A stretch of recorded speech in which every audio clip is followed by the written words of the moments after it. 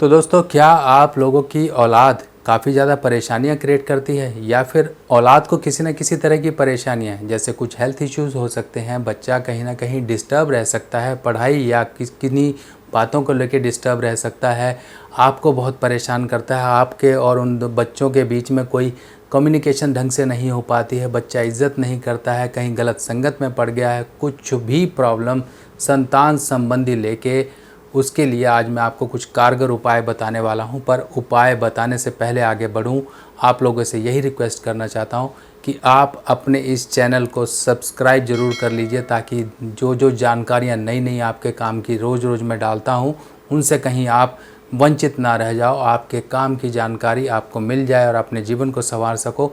और साथ ही साथ वीडियोस को शेयर ज़रूर कर दिया करें, जिन लोगों तक ये जानकारी पहुँचे, जो ज़रूरतमंद है उनके पास अगर पहुँच जाए जानकारी, वो भी अपना जीवन सुधार लें।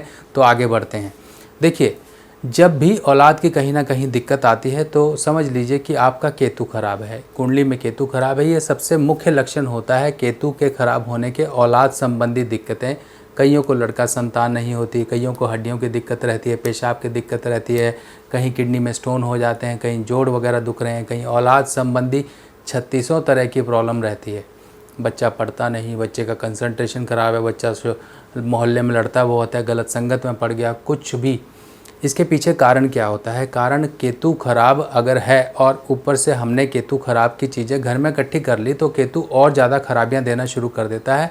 कुछ प्रॉब्लम तो मैनेजेबल होती हैं, पर कुछ चीज़ों को हम मैनेज नहीं कर पाते हैं, जिस वजह से बच्चों के बीच में और हमारे बीच में कुछ ना कुछ दिक्कतें परेशानियाँ होनी शुरू हो जाती हैं। बच्चा चोरी करता है, बच्चा नशे करता है, कहीं गलत संगत में पड़ गया, आप संभाल नहीं पा रहे हो, बच्चा लड़ता है, गाली गलौज करता है, कुछ भी अगर ऐसी कंडीशंस हैं तो सबसे पहले अपने घर की दीवारों को देखें। अपनी घर की दीवारों को देखो, क्या उन दीवारों पे फालतू की कीलें लगी हुई हैं?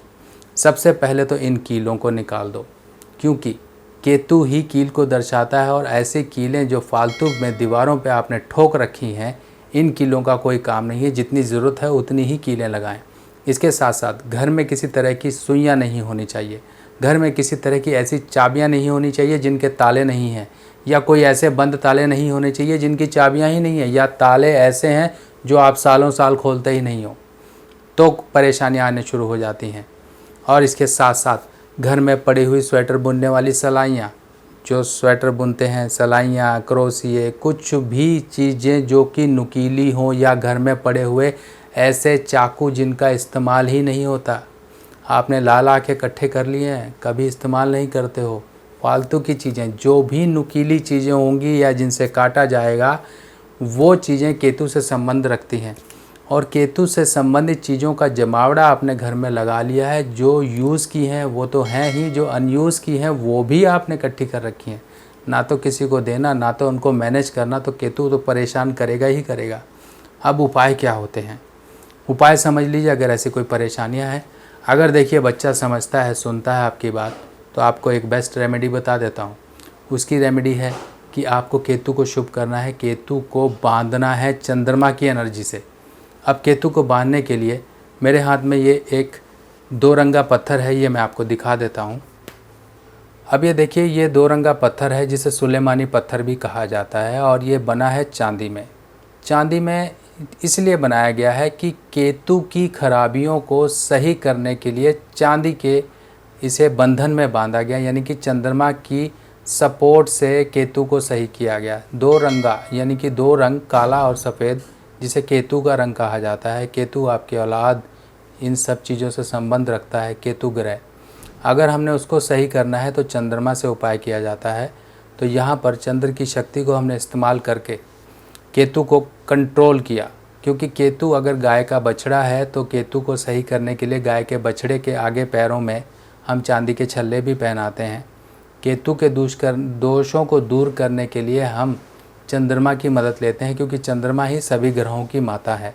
और माता के कंट्रोल में आके कोई भी शरारती तत्व, बच्चा, औलाद, कोई भी ग्रह, क्योंकि चंद्रमा को सभी ग्रहों ने माता माना है और माता के साथ कोई परेशानी नहीं करता है। ये एक छोटा सा, आप चाहे तो रिंग, आप चाहे तो उसे लॉकेट, आप चाहे तो उसे ब्रेसलेट, किसी भी तरीके से चांदी में डलवा के इस तरह से आप पहनिए। अगर आपको कोई दिक्कत परेशानी आपके शरीर की है तब भी आप पहनिए।